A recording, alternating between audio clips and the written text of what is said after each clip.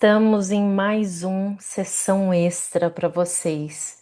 Para variar, eu e Jason aqui presentes nesse quadro que é extremamente único dentro do cinematografia, mesmo porque é o único quadro dentro do cinematografia fora o que a gente já faz normalmente.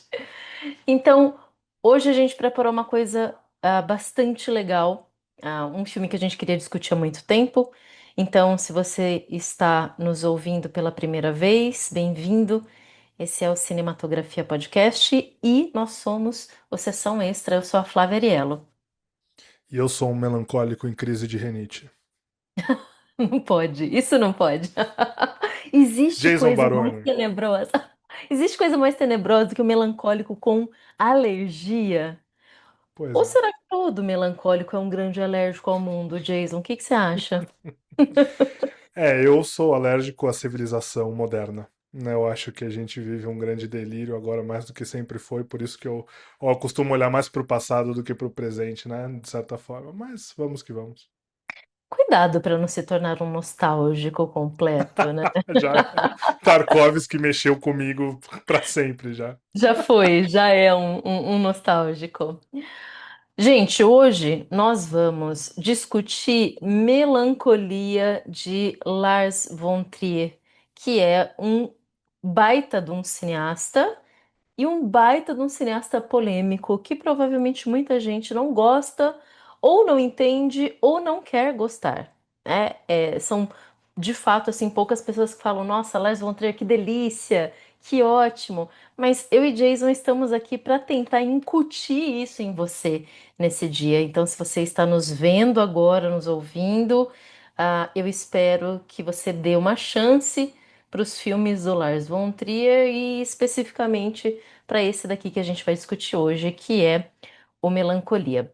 Antes da gente ir de fato aqui para a apresentação do filme, né, e até do Lars von Trier, Jason, fala para mim, por que que você gosta desse filme especificamente? Bom, a gente vai falar sobre o nosso diretor favorito, ao que tudo indica, né? De nós dois. Então, é muito gratificante começar a falar do Lars pelo Melancolia, porque aqui no Cinematografia, né? Porque a gente já fala bastante dele em paralelo. Mas o Melancolia, ele foi o filme que concretizou para mim uma determinada visão de mundo que até então eu não conhecia enquanto conceito, que é justamente o niilismo, né? Ele expressou muito de um certo mal-estar que eu sentia com o meu ceticismo, a minha falta de fé, naturalmente. E quando assisti ao filme pela primeira vez, então eu tive um contato visual com essa concretização conceitual, né? E aí, desde então, eu nunca mais parei de ler sobre niilismo e principalmente ceticismo também. E a culminação artística de toda essa obra do Lars fez com que eu, de fato, pensasse o mundo de uma forma diferente a partir do filme. Ele mexe com você de alguma forma? Nossa, ele mexe demais. Na verdade, eu sou muito suspeita para falar sobre o Lars von Trier em particular, porque ele foi o meu objeto de estudo durante 2 anos, pelo menos, né? Então, eu desenvolvi um mestrado a partir de um filme dele que não é o Melancolia, né? Que é o Anticristo, gente, muito mais leve do que Melancolia, É um muito filme mais super leve, fácil, super super tranquilo. leve. Esse filme de família, Filme de assista com a sua Natal. família, né? Natal, todo mundo em casa. Anticristo é o nome, tá bom? Dica, a gente já tá começando a fazer a nossa lista de Natal e esse é o primeiro da fila. E o que acontece é que é interessante, né? Anticristo não é o meu filme favorito do Lars von Trier, apesar de eu ter ficado 2 anos ali afundada naquilo, né, fazendo todo tipo de pesquisa. Mas Melancolia é um dos, não é o primeiro. Um dia a gente fala sobre talvez aquele que eu julgo ser o meu favorito, mas o Melancolia ele tá à frente de Anticristo nesse sentido, porque eu acho que é um filme, primeiro, obviamente melancólico, e vamos discutir o que que isso significa, mas acima de tudo, eu acho um filme muito bonito. Ele esteticamente é atraente, ele te puxa para dentro do filme, pela forma como o Lars von Trier tá contando essa história, pelas cores que ele utiliza, pela própria narrativa do filme, né? Que não é muito fácil, de fato, mas tem essa grande atração. Acho que é a mesma atração que a história está contando ali do filme de um planeta que vem colidir com a Terra, né? Então, a primeira vez que eu vi esse filme, eu fiquei completamente ah, tomada por ele, né? E Uhum, eu tô tentando lembrar se eu assisti o filme no cinema ou não. Eu acredito que sim, mas as coisas estão embaralhadas um pouco porque o filme é de 2011, né? uhum. Eu tenho quase certeza que eu assisti no cinema, sim. Mas de qualquer maneira, de lá pra cá, acho que já foram umas 4 ou 5 vezes aí que eu assisti. E todas as vezes tem algo novo para conseguir prestar atenção, para debater, como toda grande obra de arte, né? Uhum. É, eu lembro de ter. Eu assisti só duas vezes, né? Uma em 2021, pela primeira vez, e agora pra gente ter essa conversa aqui, apesar de lembrar do filme perfeitamente bem, porque ele é muito marcante, né? E eu lembro de que quando vi na primeira vez, eu fiquei muito emocionado com, primeiro, as imagens do início do filme porque há uma sequência contemplativa, né, sobre a qual a gente vai falar em algum momento aqui hoje, e também com o final. Eu achei o final de uma elegância e uma Uhum, ternura de fim da existência mesmo, né? E eu lembro de ficar muito emocionado com isso, naquele ponto em que, de fato, a imagem toca a gente a partir do processo logopático, capaz de influenciar sentimentos mesmo, né? Porque é como se eu estivesse ali uhum. junto com os personagens, né?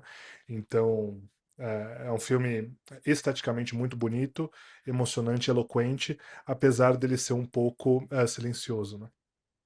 É, sem dúvida. A não ser por conta do prólogo, né? Que a gente já vai chegar daqui a pouquinho.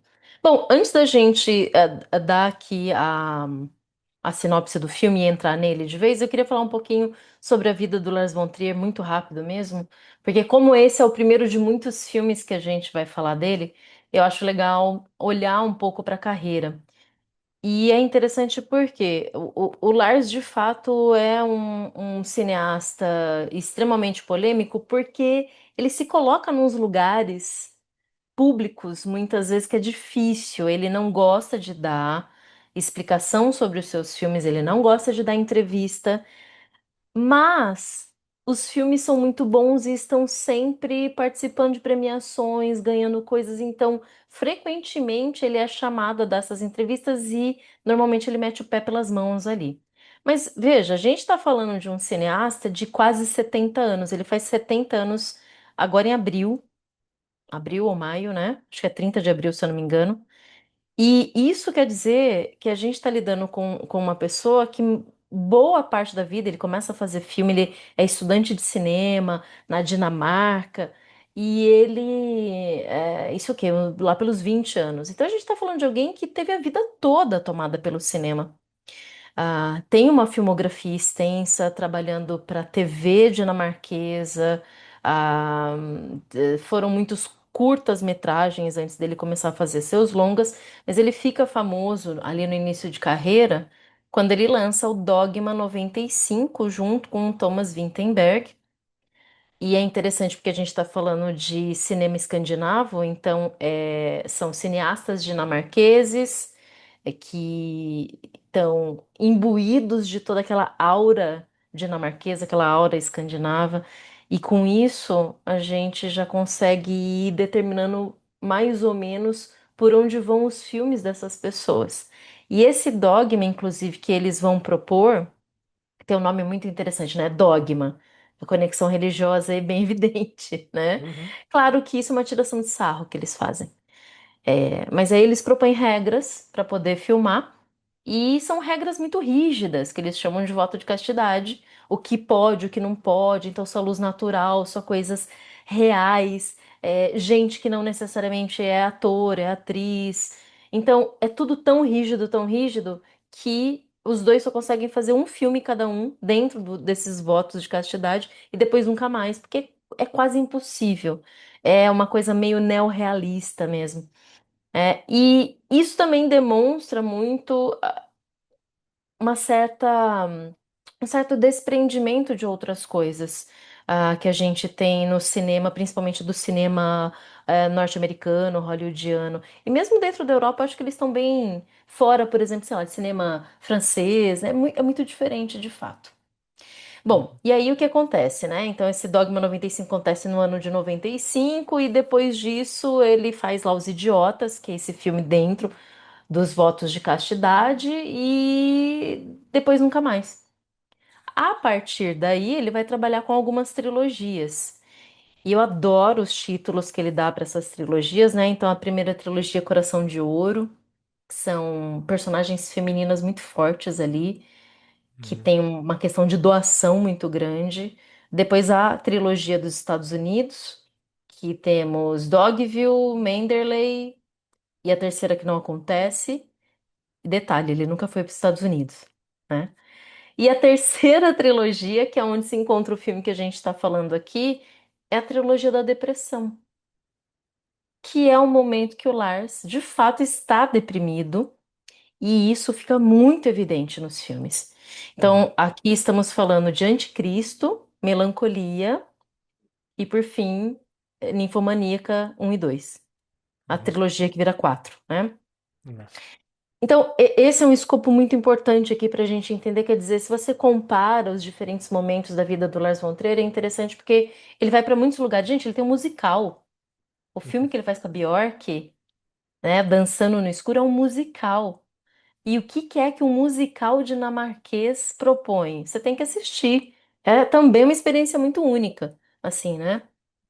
Então, tudo isso é para entender o seguinte: a gente está lidando com um cineasta bastante complexo, e que, como eu disse, gosta de polêmica porque ele acaba não sabendo lidar com o público, fala besteira, se coloca em saia justa, mas isso é aquela grande questão. Vamos tentar separar obra e autor e olhar diretamente para o que interessa, que são os filmes, e é o que ele está tentando dizer e trazer aqui através dos filmes, né?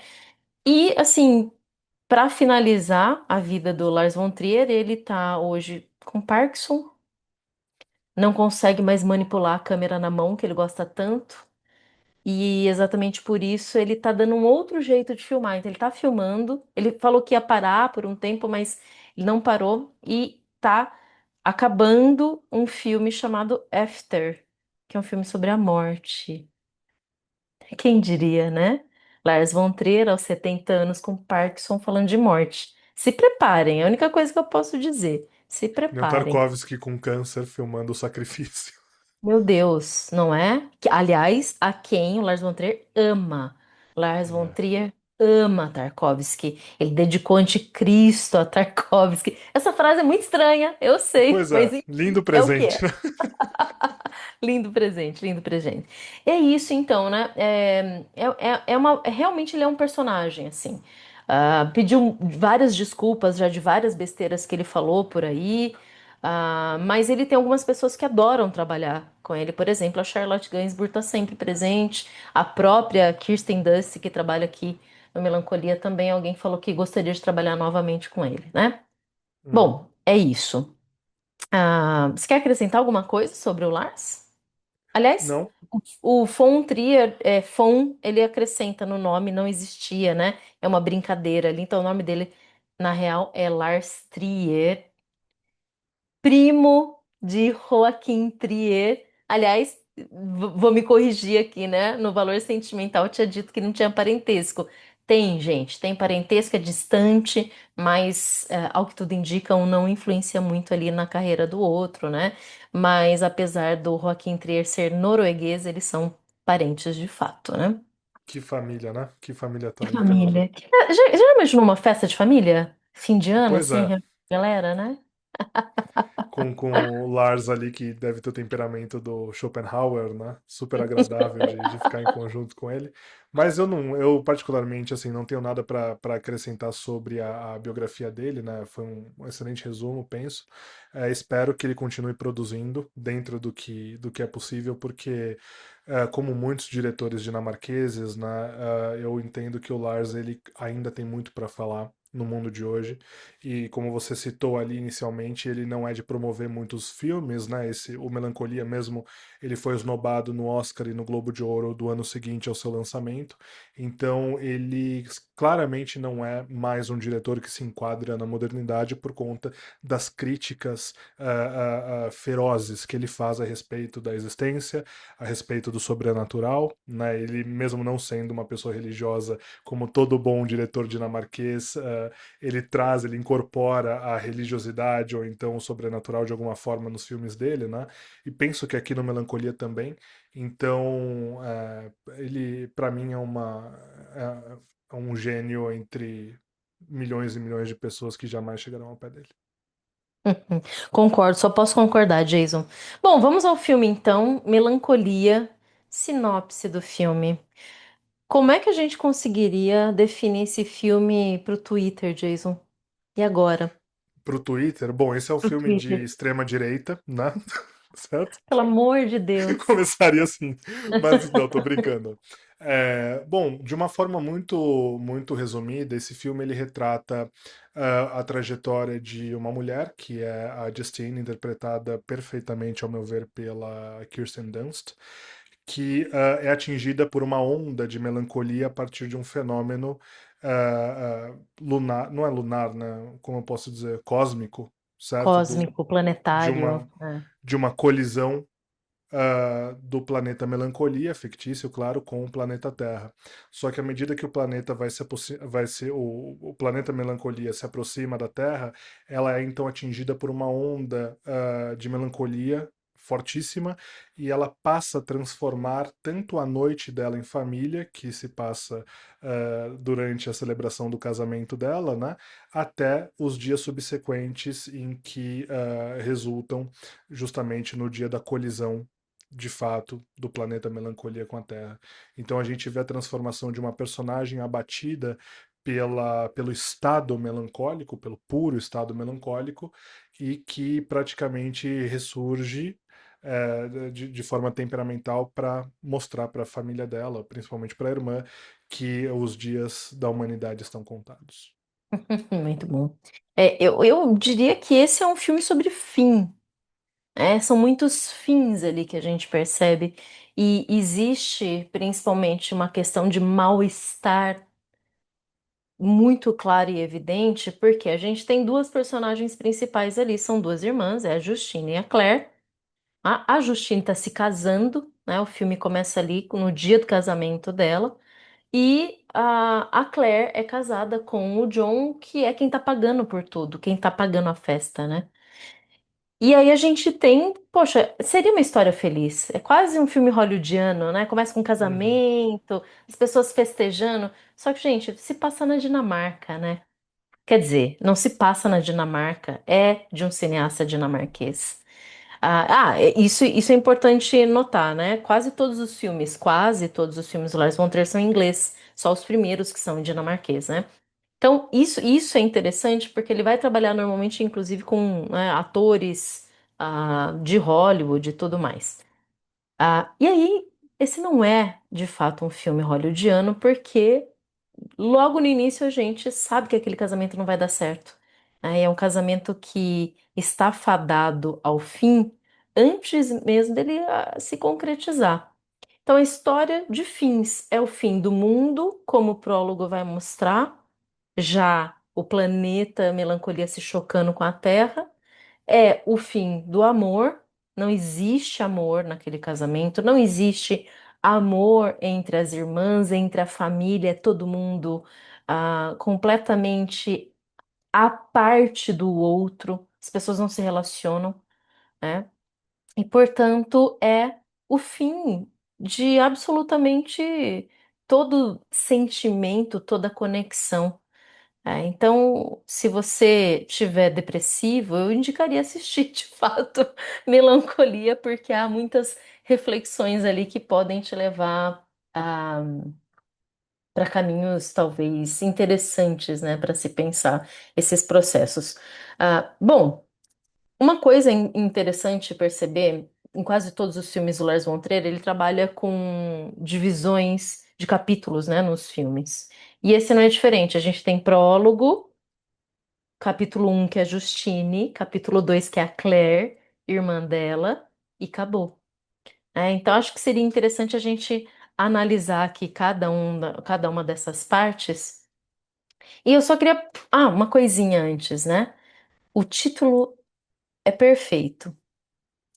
O filme se Uhum, chama Melancolia, porque, em princípio, esse é o nome que se dá ao planeta que vai se chocar contra a Terra. Mas por onde a gente começa a falar de melancolia, né? A uhum, não ser por conceitos. O que é a melancolia, afinal, quando a gente começa a sentir, todo mundo talvez já tenha passado por isso, sentido melancolia. E talvez a melhor forma de olhar para isso é ir lá para os gregos, né? E as primeiras pesquisas que a gente tem, os primeiros registros históricos vão mostrar que os gregos chamavam de melancolia um dos quatro humores que o homem tinha, ou que o homem tem, né? Sanguíneo, colérico, fleumático e melancólico. Os psicanalistas, aliás, os psicólogos se utilizam ainda disso, né? Algumas linhas aí da psicologia. Então, a ideia é que a melancolia seja um temperamento. E esse temperamento está vinculado a um certo estado de espírito, uhum, né? E os gregos conectavam esses humores tanto a partes do corpo, ou fluidos corporais, e a elementos naturais. E a melancolia, especificamente, é o que eles chamavam de bilis negra, estaria conectada aí ao fígado, e o elemento natural seria a terra. Então, aqui talvez a gente já comece a entender que o Lars von Trier tinha algum tipo de conhecimento histórico, algum tipo de conhecimento psicológico, porque afinal ele está falando sobre o fim da Terra, o planeta e o fim de todas as coisas que estão aqui. E essa questão, né, com a Terra no filme, ela é bastante evidente. Aí a Terra pó, né? A Terra uhum. onde as coisas Elemento, né? plantam. Elemento, obrigada. Elemento, exatamente, né? Uhum. Ah, pode falar. Eu destacaria nessa descrição do temperamento melancólico que você disse o seguinte, né? Quando nós temos a presença de uma pessoa niilista, de fato, ou então cética, é muito comum que essas pessoas sejam vistas como pessoas mórbidas pelo senso comum. Como se você ficasse promovendo a morte, sempre esperando que tudo ao seu redor desse de errado e tal, né? E nesse caso, eu penso que o filme ele retrata a imagem de uma niilista, a imagem de uma cética, de uma cínica, até mesmo do ponto de vista filosófico, né? Não do Uhum, caráter cínico. uhum, Perfeitamente bem, porque a Justine ela vai ao longo de todos esses capítulos, né, que você falou, trazer justamente uma mensagem do que eu entendo como algo sobrenatural, que é o estado de melancolia. É claro que aqui o Lars ele não coloca o estado melancólico como sendo de fato algo metafísico, né? Não é disso que a gente está falando, só que a presença do mal-estar ela de fato é real no filme. Né? Então é um mal-estar que atinge essa personagem, quase a leva à morte a partir de um processo de depressão. O filme não é sobre a depressão, a gente está falando de um filme sobre o estado melancólico e principalmente a consciência melancólica, a uhum, ética melancólica. E portanto a depressão ela é um sintoma que vai fazer com que a personagem tenha essa virada de alguém que de fato perde a vontade de ser feliz, se entrega ao desejo de uma forma bipolar, e aí eu estou usando, claro, o termo técnico de diagnóstico mesmo, porque ela entra em estado de mania sexual, se entrega ao prazer, portanto, para daí realizar justamente o fim de tudo por conta da consciência da colisão. Né? Então, não se trata de um filme sobre uma personagem como eu disse, que veio simplesmente falar para os outros: você vai morrer. Mas uma uhum, personagem que tem consciência de sua incapacidade de fazer qualquer coisa contra esse fenômeno, que é uma colisão planetária, que não é um conceito do filme, né? Pelo que a gente sabe, se não me engano, é uma ideia medieval mesmo, de que a melancolia tem a ver com uma visão de que Saturno poderia em algum momento colidir com a Terra, né? Então tem um trabalho de pesquisa do Lars aí muito interessante, mas que é expresso a partir justamente dessa consciência da personagem de que, olha, não há o que se possa fazer mesmo. Né? Então, se coloque no seu lugar, como diriam os latinos antigamente, não da América Latina, né? As pessoas que falavam latim, saiba que você vai morrer. Né? Então, aquieta um pouco o que está na sua cabeça, né? Não adianta ficar pensando em dinheiro, não adianta ficar pensando em felicidade falsa, porque realmente você não vai passar disso, né? Então a gente está falando de uma personagem reservada, cética, cínica, nihilista e não simplesmente uma qualquer que fica contrariando todo mundo. E isso eu acho que já está muito evidente no prólogo, né? O prólogo ele tem o que quase 9 minutos. É o único momento. O Lars está seguindo praticamente a mesma regra do Anticristo, que também tem um prólogo longo, com música, com câmera super lenta. Não é só câmera lenta, é super lenta. E ali você já tem sendo contado algo muito importante que vai definir toda a história. Então, esses 9 minutos nós temos ah, literalmente a destruição da Terra pelo planeta. Então, é um filme que você já começa pelo final, você já começa sabendo onde ele vai chegar. Então, o que interessa em si não é o que vai acontecer, mas como as coisas vão se desenrolar para chegar lá.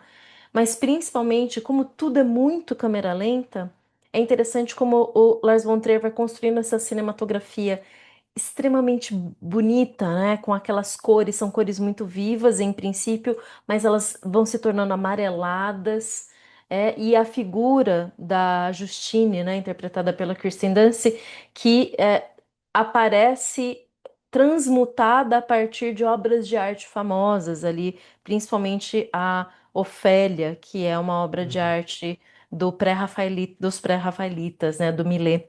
E a gente tem então essa figura sofrendo ali de vestido de noiva, então ela boia na água do rio, assim como Ofélia, né? Ela anda por um pasto, né? Pela mata e ela tem vários cipós segurando ela, impedindo que ela avance para frente, e é tudo muito bonito, né? Ela tem pássaros que caem em câmera lenta atrás dela. E tudo isso acaba tendo como fundo a música de ninguém menos do que Richard Wagner, Tristão e Isolda, né? Num prólogo, num prelúdio deles ali que chama simplesmente Amor e Morte. Então, tudo isso é muito significativo, é milimetricamente pensado.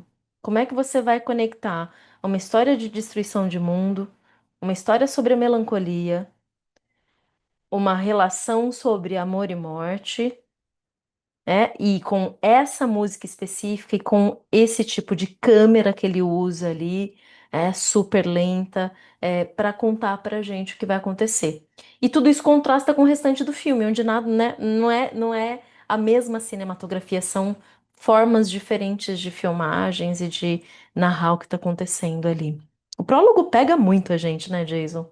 Ah, sim, eu penso que essa sequência inicial de imagens em câmera super lenta que você falou quase que compõe pinturas renascentistas ali em Hum. tela, né? Chega, eu fico emocionado quando eu vejo aquela abertura até hoje, porque ele sabe pintar em tela e reproduzir o efeito artístico, a eloquência artística daquela composição toda. E o Tarkovsky faz isso também, né? Só que o Lars, Uhum. até por conta do avanço tecnológico da imagem, ele consegue reproduzir isso com um movimento hoje em dia super lento e ao mesmo tempo muito suave, né? Então ele consegue combinar as coisas ali. E eu destacaria também, até por conta da mudança da personagem, né, ao longo do filme, a mudança da temperatura das cores, né? Como como você falou, então, inicialmente a temperatura ela é amarelada, né? Ela é super quente, principalmente na noite de casamento, e aí de repente, quando a personagem ela é de fato atingida pelo mal-estar melancólico e passa a se desenvolver até o final, tudo se volta para a luz azul, até como uma referência ao planeta Melancolia, que é um grande planeta azul que está para colidir com a Terra. Vale lembrar que a Terra é o planeta azul, né, no nosso conceito também, então não deixa de ser uma representação do mal-estar de nós terráqueos, colidindo contra nós mesmos, né? É uma ideia muito interessante. Só que a presença da cor azul, ela não só é fundamental, como ela também é muito linda, porque a gente vê um azul celeste super saturado, vibrante, e que contrasta com justamente esse mal-estar que a gente está falando, né? Mas esse filme ele é uma pintura do começo ao fim. Sem dúvida, sem dúvida. Bom, e aí a gente vai para o capítulo um que é Justine, e eu começo pelo nome. A escolha do nome para personagem não é aleatória. Eu não tenho dúvida alguma que Lars von Trier leu o Marquês de Sade, leu o livro Justine e os Infortúnios da Virtude e se inspirou ali para poder construir essa Justine, que em princípio parece não ter nada a ver com a Justine sadiana, né? Mas existe uma questão filosófica ali que eu acho que vai se apresentando aos poucos, porque eu acho que é legal a gente diferenciar essa questão de depressão e melancolia, né? Uhum, Depressão enquanto doença e melancolia enquanto temperamento. E uhum, como eu muito bem aprendi, temperamento é destino, como eu já falei no nosso episódio anterior, o destino da Justine está traçado ali desde o começo. Então, quando a gente tem a apresentação dos personagens ali nesse capítulo um, a gente é apresentado a ela e o marido, já os dois vestidos de noivo e noiva, estão dentro da limusine, e a limusine está tentando chegar até o castelo da festa. Só que já tem um primeiro grande entrave. O carro não passa numa estrada sinuosa. Olha só que coisa, não é mesmo? O carro é grande demais, ele não faz curva.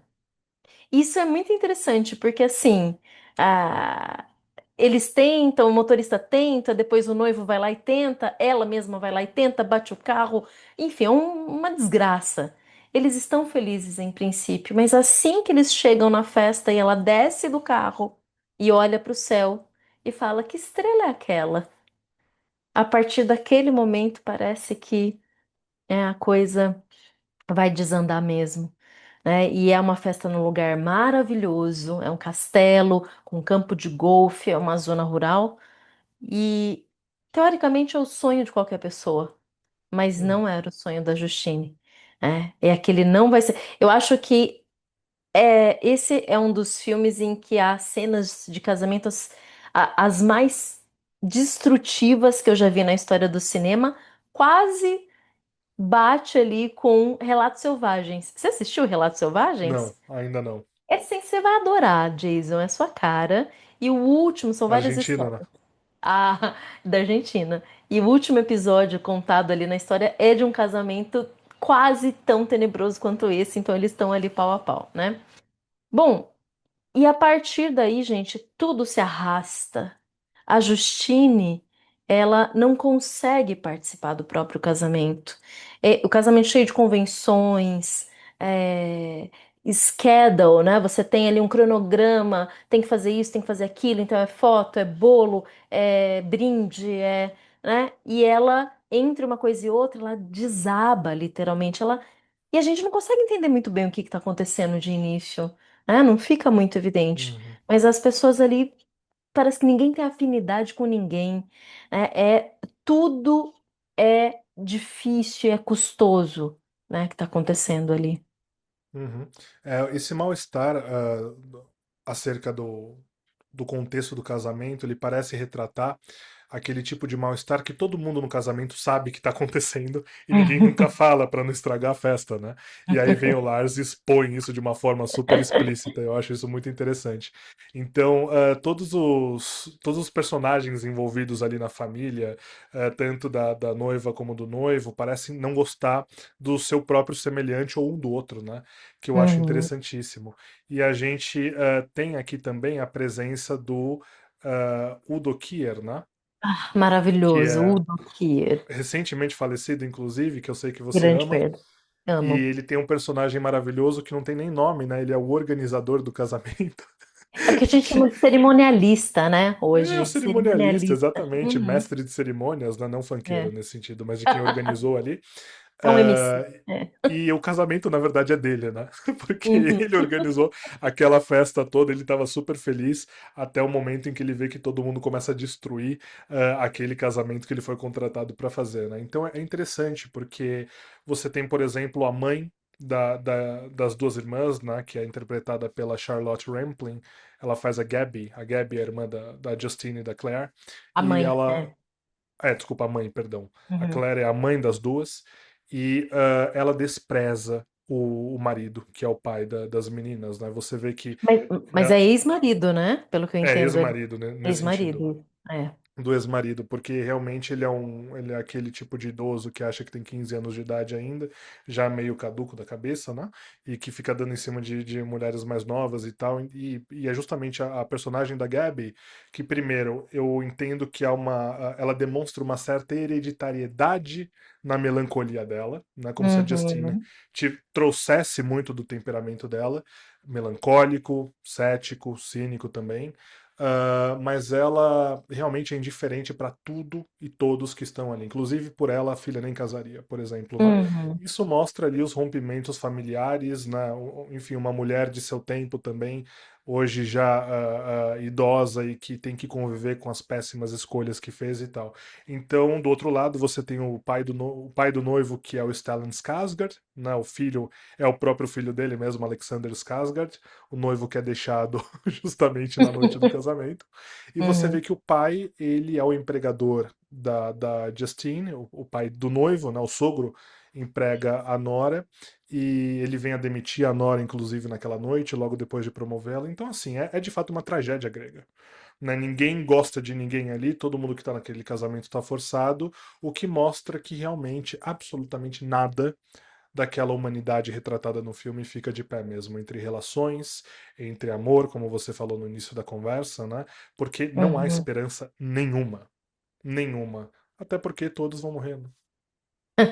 Eles só não sabem disso ainda. É. E existe uma questão ali interessante que está na figura do Kiefer Sutherland, que é o John, marido da Claire. Então é o genro. É o Genro Jack não, Bauer, é o cunhado, é o Jack Bauer, o cunhado da Justine. 24 horas.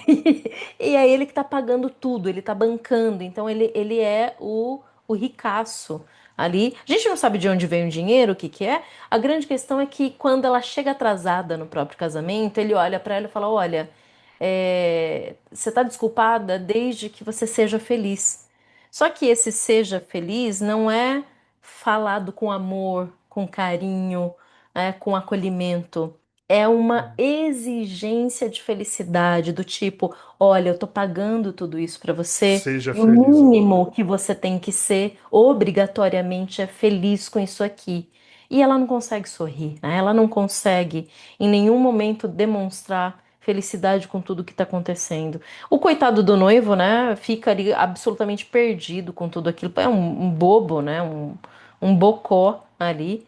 E ela vai adoecendo ao longo da festa, ela vai só piorando. Então, sempre que ela tem essa possibilidade de escapar, ela escapa. Em algum momento, ela vai colocar o sobrinho para dormir e deita com ele na cama. Depois, ela vai tomar banho. Aquilo me dá é depressivo ver aquilo. Que você fica Uhum. pensando assim: meu Deus, é o casamento dela. O que que ela tá fazendo dentro da banheira, tomando banho? Né? As pessoas estão lá. É um castelo maravilhoso, todo mundo vai dormir por lá. Enfim. Então é muito sintomático tudo que vai acontecendo, porque a gente está vendo que as coisas não estão bem, né? A irmã dela, a Claire, fica observando tudo, tentando botar panos quentes e falando: olha, não faça uma cena. Então, o pai fazendo cena, a mãe fazendo cena. É desesperador ver o que está acontecendo ali, né? E a gente já sabe o que vai acontecer porque vimos ali no prólogo, mas aquelas pessoas estão alheias, de fato, né? Esse fim. Mas ao que tudo indica, ela já sentia, já sabia o que vai acontecer. E aí as coisas ficam muito mais evidentes quando a gente vai para o segundo capítulo, que é Claire, né? Claire, Uhum. a irmã, que de clareza não tem nada. Ela tem no Muito pelo nome contrário. clareza, mas ela é absolutamente influenciada por tudo e por todos. Parece que lhe falta personalidade ali. É, o marido, o John, essa figura do grande idiota da objetividade, segundo Nelson Jason.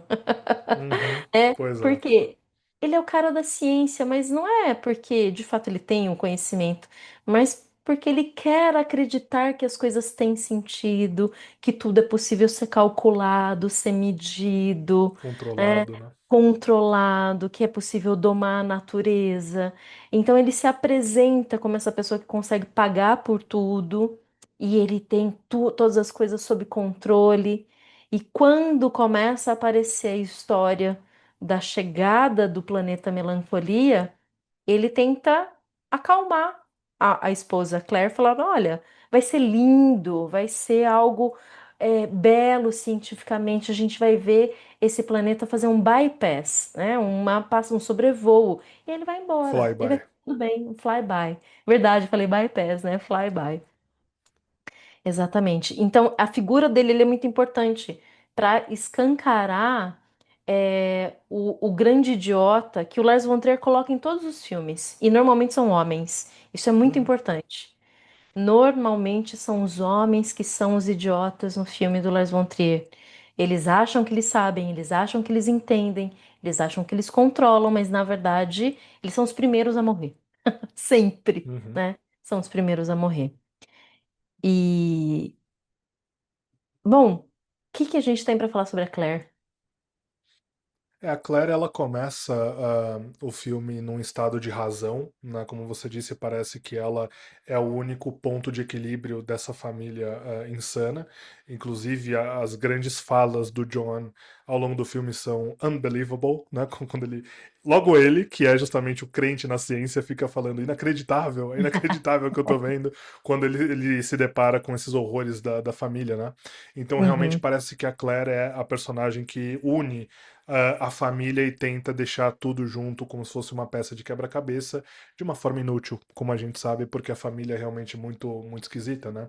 Só que a Claire, a gente descobre ao meio do filme, à medida que a personagem vai tomando cada vez mais consciência do fenômeno, melancolia se aproximando da Terra, ela vai meio que perdendo o próprio controle, porque ela passa a demonstrar um medo, um receio de que de fato esse acidente inevitável vai acontecer em algum momento. Nessa tragédia, esse desastre natural, digamos assim, vai acontecer a qualquer momento, e ela passa a representar então aquelas pessoas que ficam pesquisando horrores na internet para entender mais sobre aquilo, porque vão ficando cada vez mais obcecadas pelo fato em si. Só que à medida que ela vai pesquisando, ela descobre que de fato aquilo está acontecendo e que nada do que ela consegue fazer, do que está às mãos dela ali, pode salvá-la. Né, toda a inevitabilidade, só que ela recusa essa ideia. Né? Ela não uhum, tem a racionalidade da Justine e ela não tem o conhecimento do John para uhum. conseguir lidar com aquela situação de uma forma racional ou de uma forma temperamental, de certo modo. Então ela representa toda essa histeria que acometeria, por exemplo, as pessoas normalmente num cenário como esse, né? E aí eu fico pensando, por exemplo, às vezes a gente sempre brinca, né, ao longo da vida, o que que você faria se você descobrisse que o mundo vai acabar amanhã, né, que amanhã seria o seu último dia de vida? E as pessoas falam, nossa, eu viajaria, faria uma última viagem, eu transaria com todo mundo, eu não sei, roubaria dinheiro, o máximo que eu conseguisse para gastar com um monte de bobagem. Não, você ia rolar no chão de desespero como a Claire faz, como ela fica completamente tomada por um Uhum. desespero da inevitabilidade do acaso, da contingência que atingiu essa personagem e todos os outros, né? E que vai amedrontando ela cada vez mais ao longo do seu capítulo e do fim do filme. Sem dúvida. E isso é também uma questão interessantíssima, porque o, eu assisti uma entrevista que o Lars deu sobre o filme e ele dizia o seguinte: olha, a gente pode olhar para essas irmãs não só como opostas, mas como duas faces de nós mesmos. Elas são a Uhum, mesma pessoa. Então, como é que a gente reagiria ao fim do mundo? Se você soubesse que ia acabar, que um planeta iria se chocar contra a Terra, né? E é isso, talvez a gente oscilasse entre a apatia e o desejo pela morte, porque é isso que a Justine vai ter. Ela vai ficar praticamente extasiada quando ela sabe que, de fato, o choque é inevitável. Ela relaxa, uhum, né? E ela deixa a depressão de lado para abraçar a melancolia, aceitar isso. Então ela sai da depressão e entra na melancolia de fato. Né? Isso é muito exato. interessante, né? E a Claire não, né? A Claire vai totalmente pro desespero. Então isso é bastante interessante. E todo esse episódio, esse capítulo 2 que se chama Claire, na verdade é sobre a Justine ainda. Por quê? Uhum, Acabou o casamento naquela noite, inclusive, né? A Justine vai ah, transar com um outro menino que tá no casamento, que tá lá só para conseguir o slogan de trabalho para ela. Então o casamento termina antes de começar de fato. E aí, quando a gente vira para esse capítulo 2 é a depressão da Justine. Então ela vai para casa do John e da Claire, vai ser cuidada pela Claire, porque ela não consegue fazer absolutamente nada, né? Ela para de comer, ela não consegue se movimentar. A primeira sequência, inclusive, é a Claire no telefone falando: Justine, mexa sua perna, dê um passo, entre no táxi e o táxi vai te trazer para cá. Ela tem que falar cada gestual para que a Justine consiga fazer, porque a depressão é tão arrasadora que congela os membros dela. E é uma uhum. interpretação brilhante da Kirsten. Eu acho que é a melhor interpretação dela que eu já vi. Pra mim é uma Porque interpretação perfeita.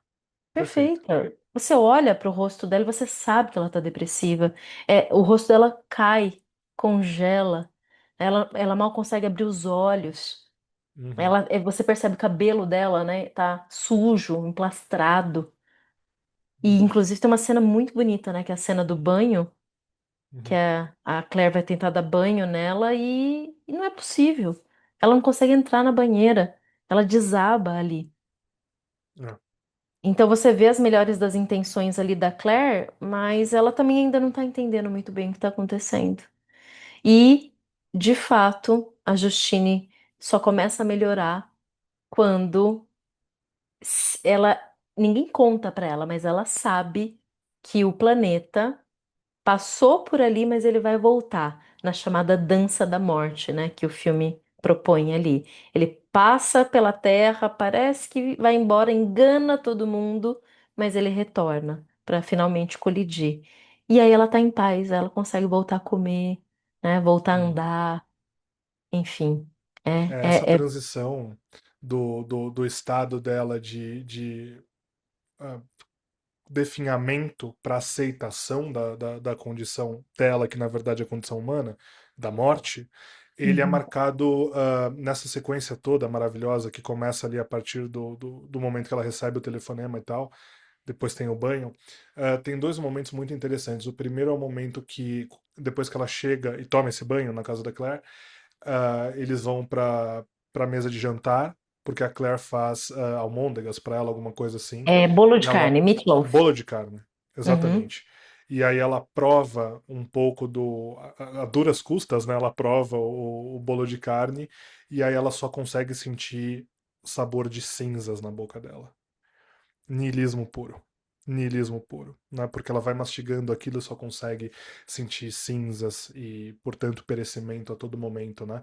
Inclusive depois, à medida que ela vai se recuperando, a gente pula para uma outra cena em que ela e a Claire estão lá no jardim do castelo deles e de repente começa a nevar algo que não é neve, né? Então cai como se fosse uma chuva de cinzas mesmo sobre as duas. E é muito legal porque nesse momento a Claire tá ali com a Justine, a Claire começa a se desesperar e a Justine ela vai ficando cada vez mais vibrante, cada vez mais alegre, porque significa justamente a aceitação da melancolia.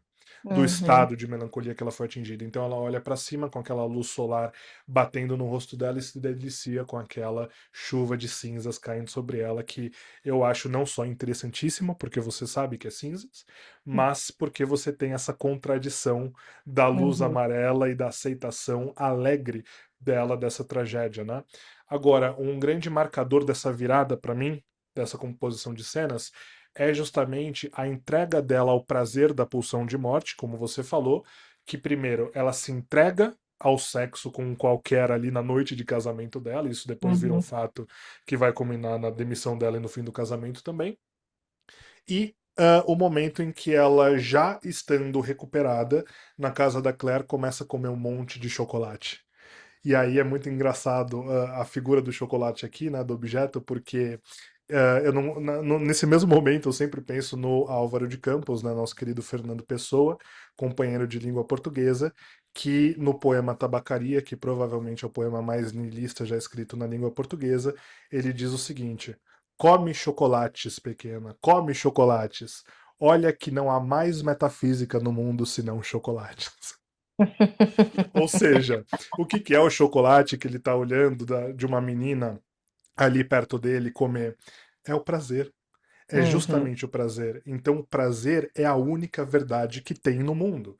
Por isso que ela se entrega ao prazer de uma forma temperamental, à medida que a melancolia começa a descer sobre ela. Primeiro transando com um homem que não é o noivo, e depois se empanturrando de chocolate e já se recuperando do estado melancólico, mas sem sair da melancolia, né? Então ela aceita o estado melancólico e passa a se deliciar porque ela sabe que aquele é o único prazer de verdade que existe no mundo, aqueles chocolates, né? Então, o significado dessa cena é muito importante para a história e principalmente para o personagem.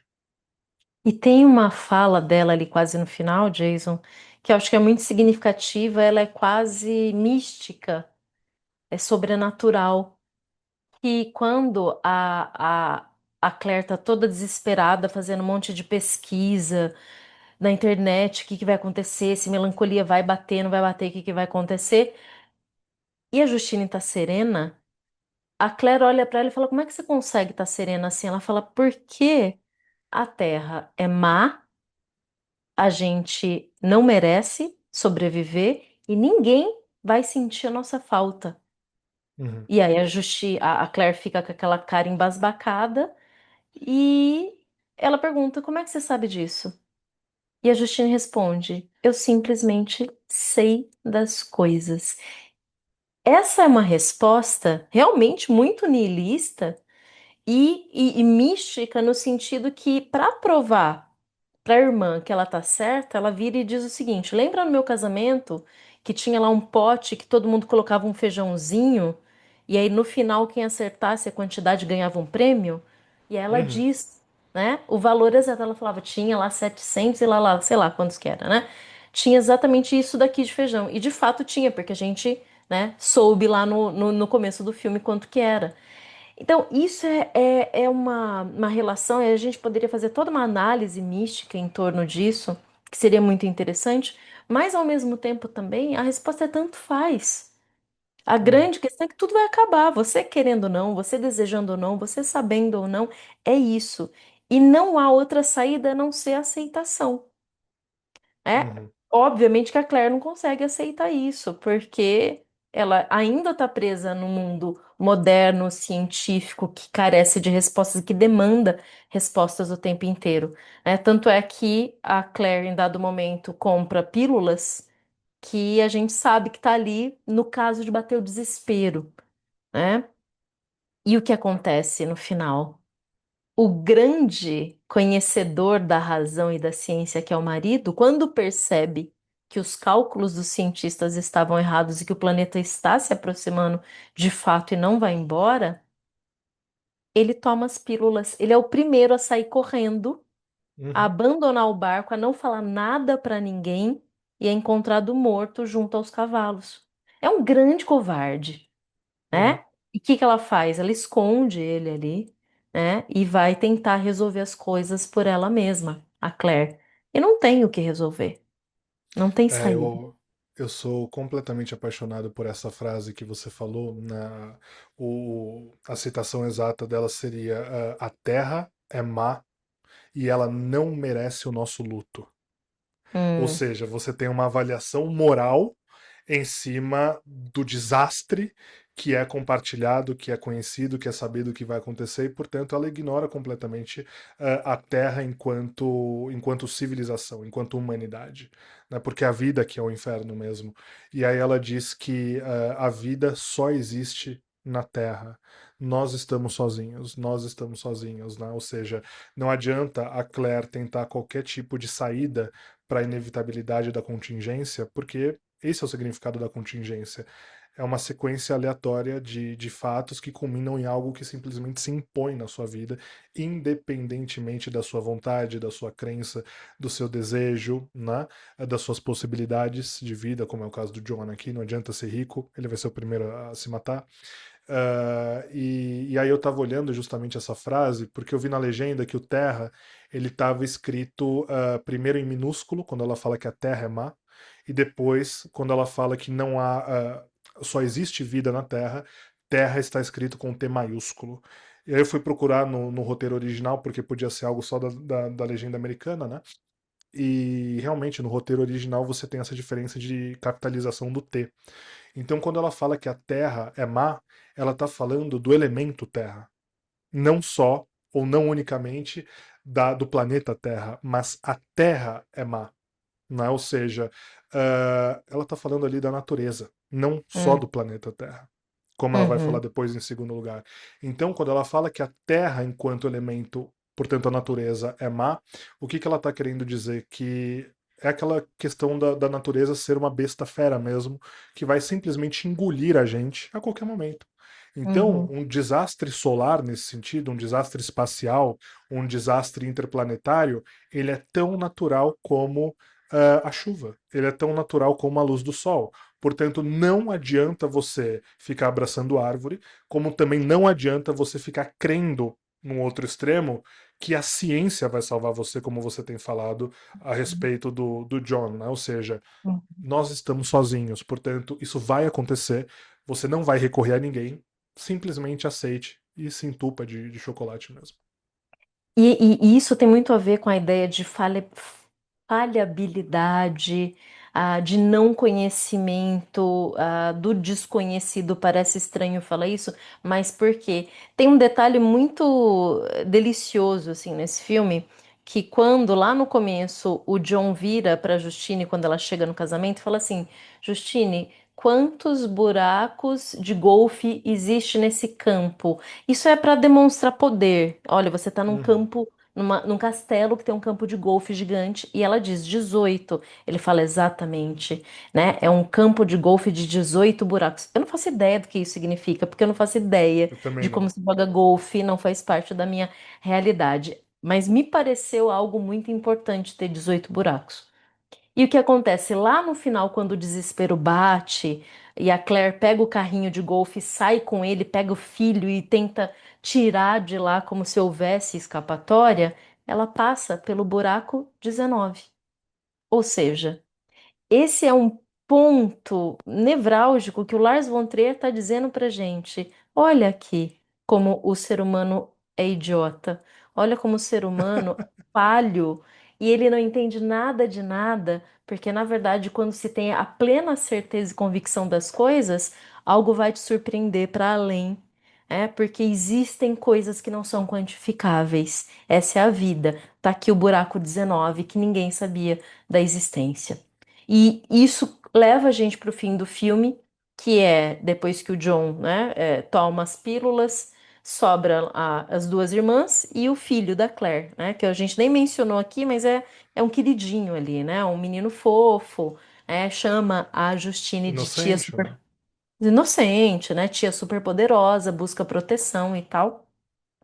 E a grande questão é que, o que vai acontecer se a destruição é inevitável? O menino passou o filme todo pedindo para a tia superpoderosa construir uma caverna mágica. Olha só, caverna mágica, quase um negócio platônico aqui. E Uhum. aí, nesse momento, é o que ela diz pra ele, fala, olha, acho que a gente pode construir a nossa caverna agora. E aí eles pegam gravetos, montam, né, uma cabaninha no meio do campo, e a gente tem a cena final que é magistral dessa caverninha, né, absolutamente infantil, e os três ali dentro, e o planeta se aproximando e passando, queimando tudo.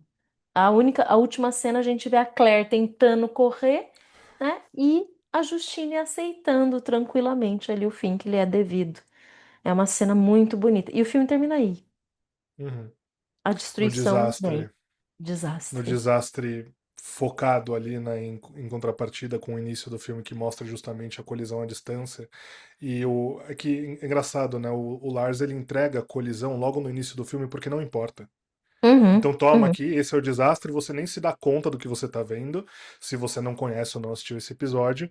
E aí depois tem essa cena que eu também acho deslumbrante, muito tocante, né? Como eu falei, emocionante no início da nossa conversa, e que tem essa representação da cabana que é maravilhosa, porque, primeiro, para mim, pelo meu interesse em pré-história, ela remete muito a comportamentos pré-históricos mesmo, né? De você ter uma crença a partir do medo da morte, você simplesmente pegar pequenos troncos de árvore ou galhos mais longos e tentar construir alguma coisa para se proteger do sobrenatural, né? Eu acho isso assim um retrato brilhante, apesar de ser uma interpretação minha, né? Não tem certo ou errado, mas enfim, essa é a minha vibe com relação a esse final. uhum. E aí juntam-se os três, né? Então você tem ali também uma representação do senso de comunidade, ao mesmo tempo que os personagens, com exceção da criança, né? Ou seja, tanto a Justine como a Claire, elas sabem de sua impotência diante do que está acontecendo. Então a Claire simplesmente fica plena, sabendo de seu destino, né? Sabendo da sua impotência, enquanto. Desculpa, a Justine fica assim, A Justine. enquanto a, Uhum, enquanto a Claire ela começa a entrar em desespero e fica tremendo, segurando a mão dos dois, né? Mas a Justine ela representa isso, ela representa a consciência da morte. Então esse final que traz a magia e a inocência da criança, a pureza da criança que vai morrer num desastre desses. Uma desesperada que representa a humanidade como um todo, e a Justine que está ali para ilustrar a interpretação melancólica, né, o sentimento o temperamento melancólico, para mim formam um final perfeito, né? uhum. E aí Se você é, né? tem. Se pode falar em perfeição dentro desse cenário, eu também concordo que o Lars von Trier consegue entregar um trabalho belíssimo, porque é isso, como falar belamente do fim do mundo e da falta de esperança. Lars von Trier responde, né? É esse filme, Melancolia, Memento Mori. Memento Mori. Muito barroco, né? Muito barroco. Bom, acho que é isso. Então, quer acrescentar mais alguma coisa, Jason? A gente esqueceu de falar algo? Não, eu penso que foi uma grande conversa, como sempre, né, no Cinematografia, como nossos sessões extras ou extras, né, no caso dos paulistas, sempre é. Eu recomendo muito qualquer filme do Lars, apesar de que eu não vi todos, pelo contrário, eu vi alguns dos filmes, principalmente a trilogia de quatro filmes da Depressão, né? Mas eu Uhum, entendo assim que como um grande, grande realizador escandinavo, entre os muitos que nós temos e já tivemos, né, claro, ele é um dos poucos diretores que consegue usufruir de sua rede de realização, de produção de filmes para falar verdades, nos mostrar verdades que doem, que são difíceis de serem engolidas, principalmente sobre a existência, e que a gente dificilmente vê em qualquer outro tipo de cinema, até mesmo no cinema brasileiro, isso a gente não faz filmes assim. Cinema norte-americano nem se fala, né? Muito difícil que a gente veja realmente, até porque a gente tem um Clint, né? E desacelerando cada vez mais, então poxa, qual outro diretor hoje consegue ser tão franco, tão direto, tão verdadeiro e tão humano, no sentido de expor a natureza humana, como Bergman fazia, como Tarkovsky fazia, se não o Lars von Trier hoje? Não é muito difícil. uhum. Então eu recomendo que qualquer má impressão com relação ao que dizem dele ser machista, né, dele ser qualquer outra coisa, difícil de dar Uhum, entrevista, que nada disso contamine o uhum. desejo da nossa audiência aqui de conhecer a obra magnífica dele. Isso aí. Eu vou deixar duas dicas de livro. O filósofo sul-coreano Byung-Chul Han dedicou um capítulo no livro A Agonia de Eros para o filme Melancolia. Eu falei sobre esse livro e essa relação para o grupo de Nelson Rodrigues. Fiz umas conexões muito interessantes aí com os três, né? Então é legal. Eu não concordo muito com a visão que o Byung-Chul Han tem do filme, mas ela é plausível, óbvio, né? E é muito interessante, Uhum. faz sentido dentro do que ele está propondo.